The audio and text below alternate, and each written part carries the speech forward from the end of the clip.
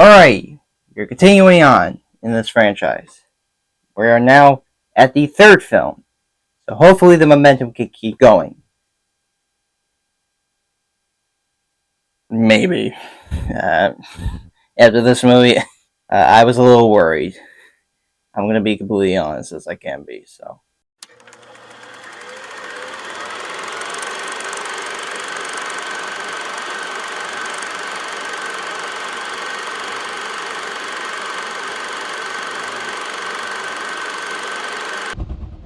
Long live the king.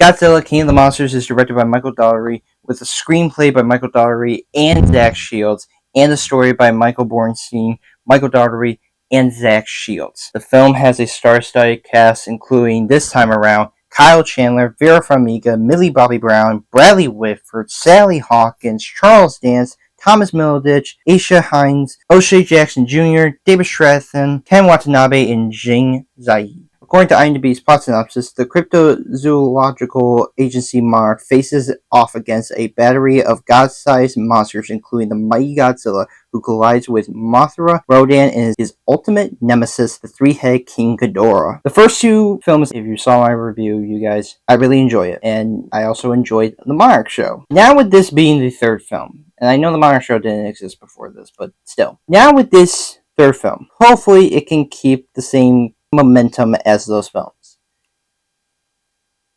Unfortunately, we have now hit the low point in the series.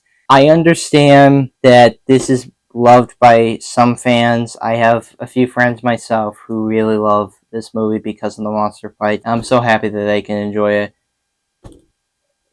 But I can't BS you guys. I get to be as real as I can be. So, but before hitting the problems, let's just hit some of the positives first. The performances, just like with the first film, are fine. Ken Watanabe is easily the best one in the film. He still brings the same curiosity and determination as he did in Godzilla 2014. Again, this guy is a respected actor for a reason, and it's like no matter what role he's in, he's always looking good. He's always the best part in the movies that he appears in, and I'm at least glad that he still keeps up that same type of feeling that he did with the last movie. Kyle Chandler is enjoyable as Dr. Mark Russell. Chandler plays a determined father who cares deeply for his family and has a hatred towards Godzilla due to the events of Godzilla 2014, and they explain in the movie near the beginning of the film what happened, but yeah, I do think that he's enjoyable. I have problems with the character and as well as the other characters, but nevertheless, I think he is doing everything he can in this movie because I do think that he is a enjoyable actor in the film.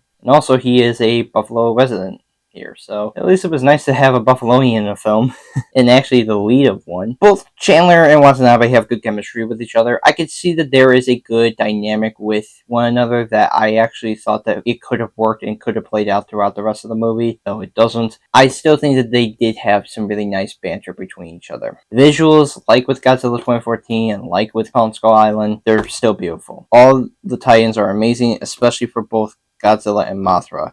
The sequences with Mothra are stunning throughout. It is incredible how they are still able to keep up with the visual flair that these monsters are supposed to be, and that's at least always the positives that I can always say about these movies, is that visually they all look amazing. It's incredible to me on how much they are willing to put in the amount of detail into these tie-ins and making sure that they are respecting what these creatures are supposed to be. The action sequences were fun. Whenever the monsters go down, I won't deny it. It's awesome. Seeing these titans beating the crap out of each other is exciting whenever it happens. Because, yeah, that is easily the best part of the movie. I have another problem with that part, but I think the fights themselves, how they are supposed to be presented, I think are fun and they're just a blast. I don't think anybody would ever complain about monsters just beating the crap out of each other throughout, but I think for the most part, the fights in here were pretty enjoyable. The music is stellar. Composer Bear McCree makes a thrilling and dazzling score that fits well into the series. Throughout, the music shines. And I'm at least glad that music continues because we've had so far some pretty good music in this series, and I'm glad to at least see it still continuing here. It may not be as tension-filled as Godzilla 2014, but it's still up there. It's still pretty good, and it fits well with what Godzilla, the monster burst is supposed to feel like. So that's at least the positives that I have. Aside from that, this film is frustrating. It's very frustrating to watch. It had so much potential, but it falls flat on its face for me. I want to like it. Godzilla fans, I know there are some who really love this movie, but I gotta tell you, I'm trying. I really am. So here are now the negatives. The story is a complete mess. It feels like a convoluted and overcrowded film that goes all over the place. Also, it just quickly tries to rush all the tie-ins into the plot, which loses focus. It's almost like as the movie is progressing, they have to always constantly throw in one monster, and then another, and then another, and then another. And while I understand this is supposed to have monsters in it, it does feel like, though, as the movie progresses, it just feels like it just constantly is just throwing them in there without having it feel like it's natural. It just feels like it's random. And I don't feel like most of these monsters were set up all that well, except for the post-credit scene for Kong Skull Island. But that's about it. I mean, a post-credit scene is one thing, but when it was never established, I mean, that's a completely different thing in of itself. This is what kills me, you guys. The characters. And I'm not talking monsters. No. I am talking human characters. They are some of the most frustrating I've ever seen so far in these monster films. Most of the characters range from dull to dumb, and I feel like the dull to dumbness is pretty big. You have Vera Farmiga, where I would put in the dumb category, and I hate to harp on her because I know she is also a talented actress herself, but my god, her character has got to be one of the dumbest characters I've ever seen in films, because her logic for what she's doing makes no sense. And it's almost like you can all see it coming from like a mile away what's going to happen. And it's almost like people are telling her, and it makes, and again, there's like, this makes no sense. What are you doing? And yet they tried to justify it, and it just is, nope. And even she recognizes it by the end, but wow. And then dull, I mean, most of the characters are pretty forgettable. Like I said, I do like Kyle Chandler, but even I have to admit, even his character kind of gets a little dull. Same with their daughter, who I'm not trying to harp on Millie Bobby Brown, but just not interesting whatsoever. And just like with Godzilla 2014, they underutilized Ken Watanabe. To the point, and I guess spoilers, but again, this movie has been out for 4 years, they kill him. Why? He was the only character I could kind of give a shit about, and you just murder him, and you don't do anything with him. Wow. So now you're leaving me with characters I don't care about. Alright, Bradley Whitford's there, cracking jokes, which they don't land really all that well. Direction is lackluster. Director Michael Doughtery makes for a pretty generic and unfocused film whenever it centers on the humans. He has a hard time of balancing the humor and intensity. There's jokes in the movie. Bradley Whitford's supposed to be that, as well as Thomas Middleditch, but most of the jokes are pretty lame. They're corny to the sense of not funny, but just like kind of forced in there. And I can kind of tell, especially with Bradley Whitford, he may seem like he's having fun, but the jokes just weren't hitting. They just weren't. Like, the humor should work, but it's almost like they focus on the monster fighting and the intensity of what the story's supposed to be, but then they're like, okay, we need to throw in comedy. And there's no balance. It's just mismatched all over the place. It doesn't flow right. Cinematography, to me, is pretty distracting. Cinematographer Lawrence Shearer makes for a tightly closed film that doesn't know how to back up. It's more apparent in the monster fights when it's shot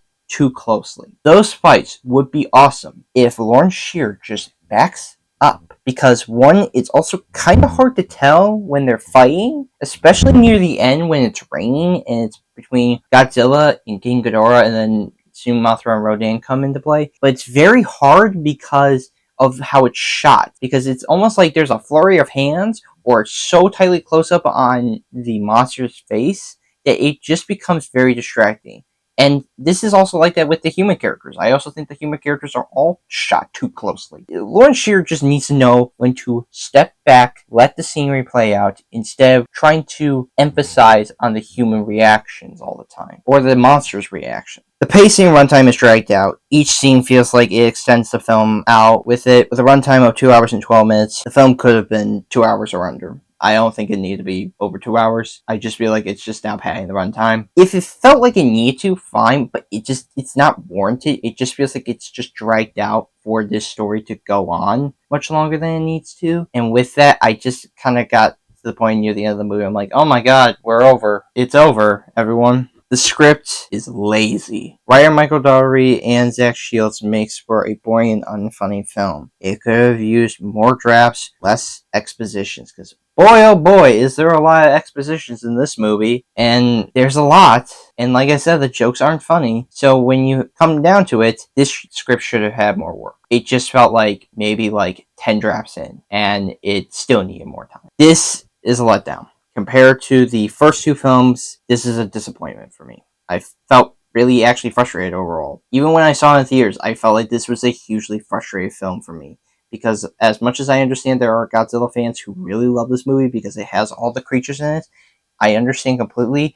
But when what I'm watching, it's painfully frustrating because I have to get through 2 hours and 12 minutes of human bullshit. And most of the action fights, as much as they are fun, is too closely shot. And most of the humor and the expositions just take up way too much of this film. So yeah, for me, I'm giving Godzilla King of the Monsters a 4 out of 10. Guys, to me, this is just not a good movie. There are some good things I like about it, but man, oh man, this movie just kind of frustrates me with whenever they throw in characters that they want fans to like, and there will be, but at the end of the day, that human stuff just kills me. It really does. It pretty much breaks my back. Yes, I will have my review for Godzilla vs. Kong, and then soon Godzilla X Kong: The New Empire. So yes, look forward to those reviews and other movie TV show reviews coming soon.